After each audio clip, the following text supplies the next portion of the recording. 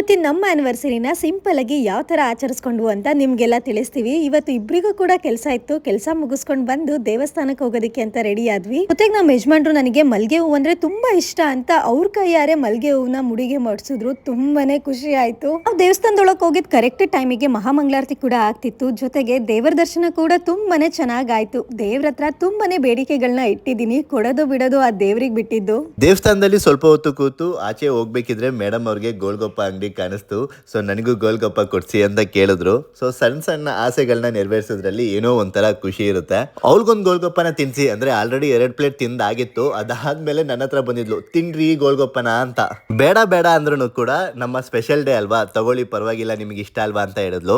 ಆದ್ರೂ ನಾನು ಅದನ್ನ ಕುಡ್ದಿಲ್ಲ. ಒಂದು ಸ್ಪೆಷಲ್ ಡೇಗೆ ವೇಟ್ ಮಾಡ್ತಾ ಇದ್ದೀನಿ, ಅವತ್ತಿನ ದಿನ ಕುಡಿಯೋಣ ಅಂತ ಅದನ್ನ ಫ್ರಿಜ್ ನಲ್ಲಿ ಹಾಗೆ ಇಟ್ಟಿದ್ದೀನಿ. ಕಳೆದ ವರ್ಷ ನಮ್ಮ ಆನಿವರ್ಸರಿನ ಮನೆಯವ್ರ ಎಲ್ಲರ ಜೊತೆನೂ ಸೆಲೆಬ್ರೇಟ್ ಮಾಡಿದ್ವಿ. ಈ ವರ್ಷ ಕಾರಣಾಂತರಗಳಿಂದ ಆಗ್ಲಿಲ್ಲ. ಅದಕ್ಕೆ ಅವರಿಗೆ ವಿಡಿಯೋ ಕಾಲ್ ಮಾಡಿ ಅವ್ರ ಮುಂದೆನೆ ಕೇಕ್ ಕಟ್ ಮಾಡಿ ಆನಿವರ್ಸರಿನ ಸೆಲೆಬ್ರೇಟ್ ಮಾಡ್ಕೊಂಡ್ವಿ. ನಿಜವಾದ ಪ್ರೀತಿ ಎಂದಿಗೂ ಅಮರ. ಕಾಲಚಕ್ರ ಉರುಳಿದಂತೆಲ್ಲ ಅದು ಮತ್ತಷ್ಟು ಗಾಢವಾಗುತ್ತೆ, ಇನ್ನಷ್ಟು ಪರಿಶುದ್ಧವಾಗುತ್ತೆ.